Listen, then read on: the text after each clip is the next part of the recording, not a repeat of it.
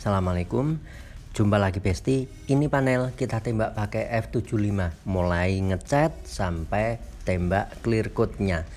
Langkah seperti apa saja yang kita jalani, yuk kita obrolin lebih lanjut.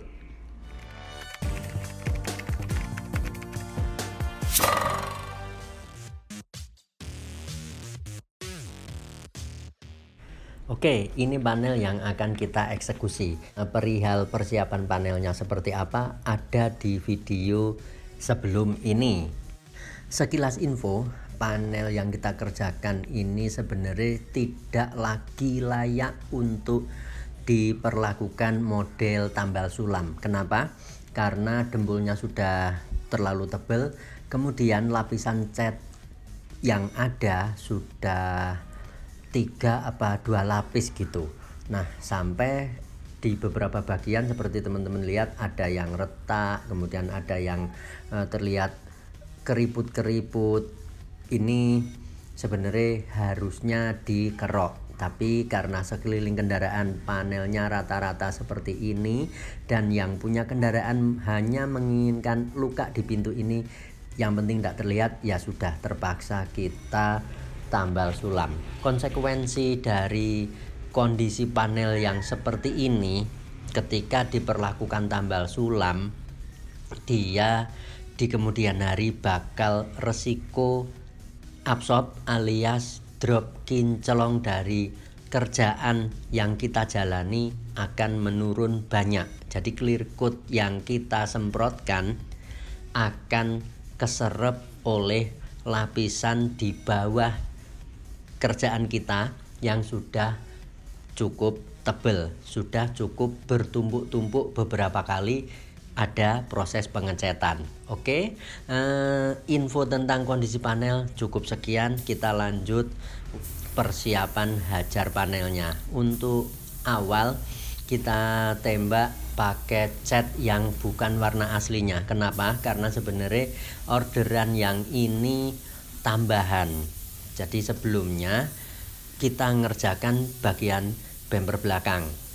Kemudian waktu yang punya kendaraan pengen ngambil bumper belakang, nggak taunya minta tambah untuk perbaiki pintu ini yang kebetulan dia ada penyok. Akhirnya daripada kita ribet untuk ngoplos lagi, sisa cat yang untuk bumper belakang diperkirakan masih bisa cukup asal dikasih dasaran dulu. Nah, akhirnya dari sisa-sisa cat warna hijau yang ada kita kumpulkan dan kita racik untuk ya warnanya mendekati lah dengan warna yang ada di panel. Kita jadikan sebagai dasaran. Kita tembak satu lapis, usahakan langsung rata, ndak perlu tebel banget. Sprayan yang kita pakai SATA Mini Jet nozzle 1,2 Rp. Kenapa kita pakai sprayan ini? Biar teman-teman ada gambaran perbandingan performa antara sprayan yang sudah ala kekinian, dalam artian sudah pinter, ukuran pinternya seperti apa. Selain dia mampu menyajikan droplet atau butiran kabut yang cukup konsisten lembutnya, sprayan yang sudah pinter biasanya mampu main di pressure rendah. Macam kayak yang di acara ini kita tembak pakai pressure sekitar 20-23 PSI. Kita dapat hasil macam kayak begini. Kalau pakai sprayan konvensional biasanya butuh pressure di atas 2 bar, bahkan kanan kiri 3 bar, hampir sampai 4 bar kita baru bisa dapat hasil tembakan yang cukup lembut. Karenanya nanti untuk nembak warna aslinya kita bakal pakai F75. Oh ya, nah ini ada tambahan info. Di area ujung epoksi muncul kayak garis pulau karena cat yang ada di panel dia tidak tahan kena tembak thinner yang kecampur cat yang kita aplikasikan. Karenanya kita tunggu sampai sekitar 20 atau 15 menit. Terus lanjut kita amplas, baru kita tembak cat yang berikutnya warna asli dari panel ini. kita pakai F75. Kita coba pakai pressure kurang lebih 2,5 bar. Ini kalau pakai sprekan yang pinter-pinter, suara anginnya udah kayak apa, knalpote pesawat tempur ngono lho Besti. Tapi karena si F75 ini dia sprekan konvensional, working pressure alias tekanan kerja yang dianjurkan ya memang di sekitaran 3 sampai bahkan 4,5 bar. Jadi kalau kita main 2,6, 2,7 bar itu sebenarnya masih di bawah standar working pressure si F75 ini. Tadi jarum kita buka sekitar 1,5 atau 1,75 ulir. Kemudian pattern kita buka pol. Rasio thinner untuk cat kita kasih sekitar 120%. Kenapa sebanyak itu? Karena catnya memang kental. Kita pakai oplosan full system dari steel gloss. Hasil tembakannya macam kayak begini. Masih terlihat ada jerukan-jerukan yang relatif kurang manis ya kalau versi kami. Karenanya setelah cat yang ini kering, kita bakal tembak lagi dengan pressure dinaikkan sedikit, entah nanti sekitar 3 bar gitu. Nah, ini hasil tembakan yang di lapis berikutnya yang sudah mengering dan siap untuk kita pernis. Mohon maaf, ternyata waktu nembak cat yang berikutnya saya salah pencet HP. Jadi prosesnya ndak kerekam, mohon maaf ya Besti. Intinya di lapis berikutnya kita kasih tekanan lebih tinggi dari lapis yang sebelumnya. Jadi kalau sebelumnya kita main sekitar 2,5 sampai 2,7 mungkin, di lapis berikutnya kita tes pakai sekitar 3 bar. Baru bisa mulai dapat lembut untuk kelas F75an macam begini dengan pressure setinggi itu. Oke, kemudian setelah cat cukup kering ya tunggu sekitar 30-an menit ya. Kita mulai racik clear coat. Kali ini kita pakai Nikon 4100. Thinner kita kasih kurang lebih 20-22%. Kita pengen ngerti ketika si F75 dikasih clear 41 dengan rasio thinner tidak over, jadi hanya sekitar 20%. Biasanya clear 41 masih terasa kental, terasa berat untuk ditembakkan. Nah, kita pengen ngerti.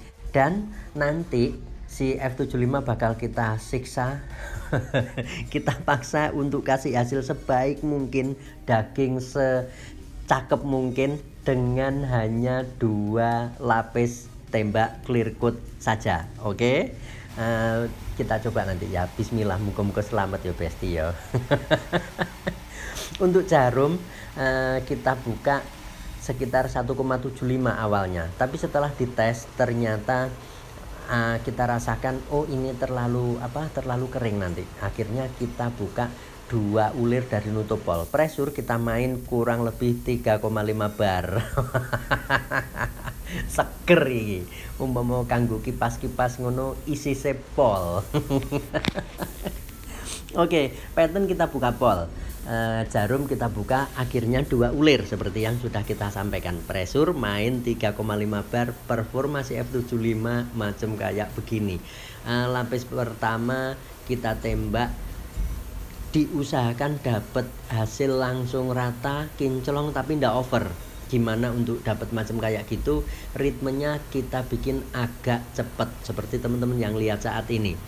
Overlap atau spasi tetap diusahakan rapet. Kalau nggak rapet dengan sprekan macam F75 ini, kelemahan terbesar selain dropletnya gede-gede, dia juga hanya punya pattern atau lebar pola yang paling sekitar 12 atau 15 cm. Nah, untuk panel mobil ini sebuah tantangan tersendiri. Karenanya ketika teman-teman masih pakai kelas F75an begini dengan pattern hanya sekitar 12 sampai 15 cm, usahakan untuk membiasakan diri main dengan overlap atau spasi cukup rapet. Ukuran rapet ini seberapa? Usahakan ya kira-kira sepertiga dari lebar pola atau lebar pattern spray gun. Misal spray gun punya pattern anggap aja 15 cm, ya kita usahakan naik turun dari baris pertama ke baris berikutnya tidak lebih dari 5 cm. Dengan begini hasil tembakan akan bisa rapet, tidak terlihat bergaris-garis ketika kita ngecat, ataupun waktu nembak clear dia langsung bisa terlihat rata, padat, kinclongnya akan relatif terlihat ya rapi, hanya dengan sekali tembak. Kalau misal kita tembak sampai 2 lapis, ya kita akan bisa dapat hasil tembakan yang lebih rata, karena lapis kedua biasanya akan menjadi lapisan koreksi dari lapisan yang sebelumnya. Oke, ini hasil joget si F75 ya Besti. Kalau boleh ngomong, apakah layak untuk ngejar kinclong? Dia masih cukup layak. Untuk ngejar particle cat di warna-warna standar, bukan warna technical, dia masih bisa menyajikan butiran partikel yang relatif cukup layak konsumsi, dengan catatan jangan sampai dikasih cairan yang terlalu kental. Kemudian kalau ngomong performa saat diajak nembak clear, dia masih ya cukup layak, dengan catatan siap-siap main dengan pressure sampai 3,5 bar.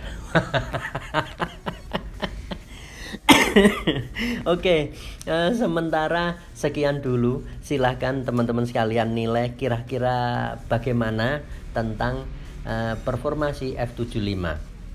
Kita coba bakal usahakan bisa tes di kesempatan berikutnya. Sekian dulu perjumpaan kali ini, semoga ada guna dan manfaatnya. Assalamualaikum.